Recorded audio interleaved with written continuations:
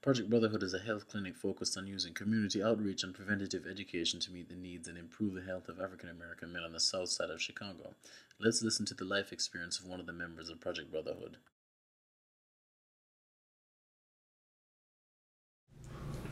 Well, first and foremost, my name is George Pierce, 51 years old. Come up on the south side, east side of Chicago, 47th Street. Went to church. My mother raised me in this church, and went to school. And I played all kind of sports: baseball, basketball, whatever. You know, I was always one of those type of guys that catch on to anything. You know what I'm saying? So I was like good in everything I did. You know, you show me one time, I got it the second time. You know what I'm saying? But growing up though, you know, without a father being there, you know what I'm saying? And then I'm the oldest son out of 6 kids, and you know, not having a father there, man, and uncles are no male role model for me, because, you know, it was like, to me, didn't nobody care. So my mother had, during that time, she only had 5 kids. I got a sister who 1 year older than me, and I got folks, younger brothers. So, you know, just have to stand up and be a man. And how I'm going to be a man and a big brother when I don't even know how to be a man? You know what I'm saying? How I'm going to be a big brother to my little brothers and all that, but when I didn't have no guidance, my mother couldn't guide me in such a way, plus take care of the kids. And I remember times, man, when I was good at sports, baseball specifically, you know what I'm saying? Little League, County Max, semi-pro, you know what I'm saying? And I had to find my own way, you know what I'm saying? And the way that I found was being out there on the block or in the streets around people who really didn't know their way. But by me being 15 years old and out there trying to just learn how to be a man, trying to take care of myself, I had a lot of problems, because, you know, you had those guys that didn't like you because the girls liked you the most. Then I had guys, you know what I'm saying, that, you know, they knew I was by myself. I didn't have no father or big brother or uncles to run to, so I had to defend myself. So, you know, I ran into a lot of stuff, you know what I'm saying, and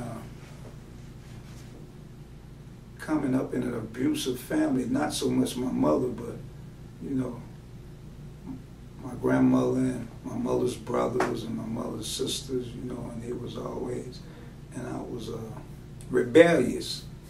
So my mama finally had to throw her hands up. So at 15, that's when I started just going out there and venturing out, seeing what's happening. I got caught up in the hood and in the gangs and in the drug use, and started smoking marijuana, and it gravitated from there, you know. But eventually, down the line, you know what I'm saying, being caught up in the street and in the block.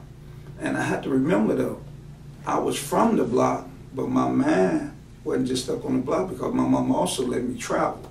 So I saw different places. You know, you got a lot of people and kids who stuck on the block. They never ventured out. You got a lot of people ain't been no farther than 95th and the damn Rhine, or, you know, no farther than a radius of their project where they grew up at. And I thank God that my mama didn't raise us in no project. She had opportune times to do that, but she chose just to, you know, pay her rent where we was at, and she did the best she could. But at the same token, me just wanting to fit in with somebody, trying to get some love, and I got the love from the wrong people. And they showed me how to sell drugs and mix drugs and all this and that, but they didn't tell me, you know, what would come behind me doing all this, and toting pistols and gang banging, you know what I'm saying? But eventually down the line, I ended up going to the joint, which is the penitentiary. And so, you know, and it gravitated from there. I've been down 6 times. Being down means I done been to the joints, convicted of a felony 6 times. And each time I had to go to the joint, you know what I'm saying? I've been to down there all of them. So, you know, I'm just here right now to talk about where I'm at today. You know what I'm saying? I've been clean now for about 3 years. And that's with the incarceration plus being out in the world. That means, you know, not being in the penitentiary, and I was working 2 jobs, working for my sponsor and my big brother. I was going to meetings, doing service work, you know. And one day, I did a catering job for my big brother on a Saturday. It just so happened I was catering my half-sister's wedding, didn't even know it. And that next Sunday, the following day, Sunday, I went out finally on my own, because I'm usually being around the rooms at NA or AA, or being around my sponsee brother, those who don't indulge in that lifestyle no more, where I came from.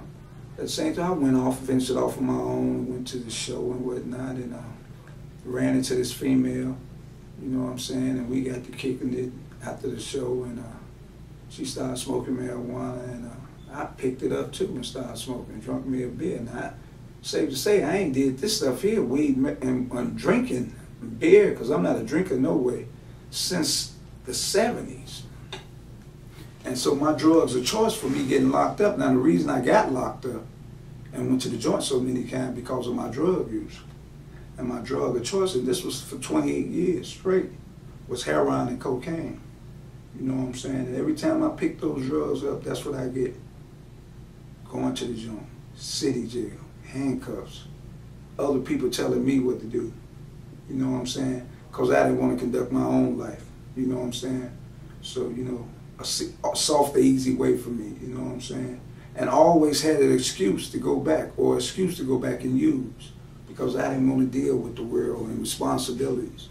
So this last one that I came off of, the bit I came off of, I utilized that, and I told God, you know what I'm saying, that I was going to get it right this time, because I have 6 kids, 3 boys and 3 girls. My oldest son is 33 by his mother, then my other 5 by their mother. And she passed away while I was in the joint in 07. Her and my father passed away, and I didn't find out till 2 months after I had got out the joint. And then my other 5 kids I haven't seen since 96. My oldest son out of 5, he's in Iraq right now.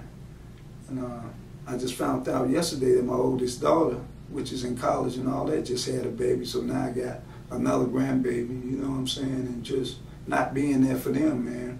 But this is for anybody. You know, you hope that your life story touches somebody in such a way, and that it deter them from not having to go through what I went through. I stress that education, school, going to school, being obedient, being respectful is what's going to get you through life.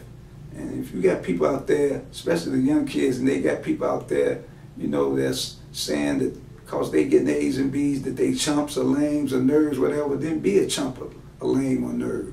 I wish I would have been that. Then I wouldn't be sitting here talking now. And so for me, smoking that weed and stuff, and I was in a recovery home, a good recovery home. It cost me to go to Entry House TWO, which is the Woodlawn organization. And through that organization, I was able to interact with Brotherhood, you know what I'm saying, which is a good program.